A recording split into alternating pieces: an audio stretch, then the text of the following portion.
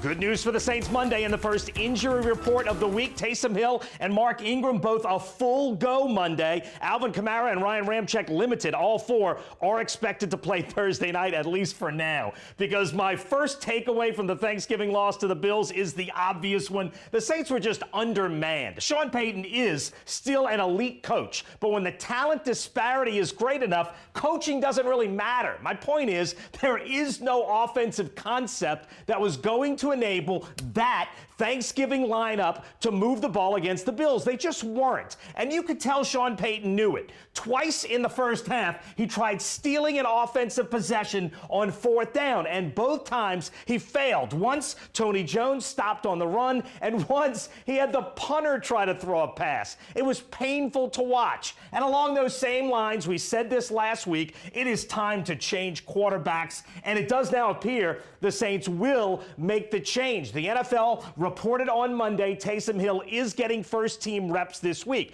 Opponents have just figured out what Trevor Siemian can do. Buffalo overstacked the box. They dared the Saints to throw it, and the Saints just couldn't. And in their careers, Taysom Hill is actually a better passer than Trevor Siemian, plus he can run it. At number 2, the Thanksgiving night loss is not on the defense. Sure, Buffalo scored 31 points, that's too many, but at halftime, the defense had 2 turnovers, and even with no help from the offense, they had given up just 10 points. The defense kept the Saints' offense in the game, at least for a while, but it also raises the hope that if this foursome can elevate the offense just a little, the Saints can be competitive again. And my number one takeaway from the Thanksgiving game is that the 2021 season is being defined by what happened with the salary cap in the offseason. The Saints couldn't afford to keep Emmanuel Sanders or Jared Cook or Latavius Murray or Sheldon Rankins or Malcolm Brown or Janoris Jenkins,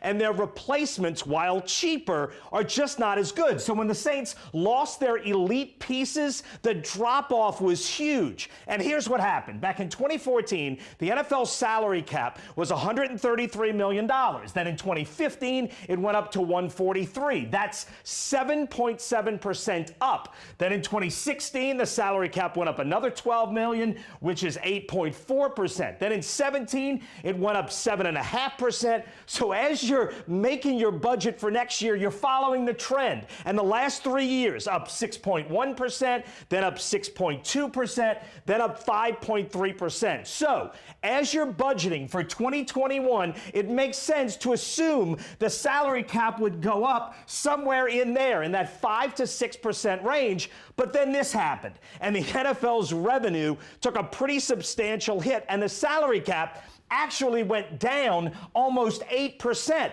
So that from 5% up to 8% down, that's like a 13 to 14% budgetary flip. And the Saints have always had a relationship with the salary cap sort of like this, where that guy represents the Saints, and by the way, that is the most French shirt of all time. And the tightrope is the salary cap, and the Eiffel Tower, well, that's still the Eiffel Tower. Now, some teams did spend big in free agency this year, and it paid off in Cincinnati and in New England, but the Saints had the best record in the NFL over the last 4 seasons by doing this, and the 13% flip killed them. For now, it defines the current losing streak and the middle part of this season. But the hope is get these pieces back on offense and change that script in the final 6 games of the year. And that is my number one takeaway from the Thanksgiving night loss to Buffalo.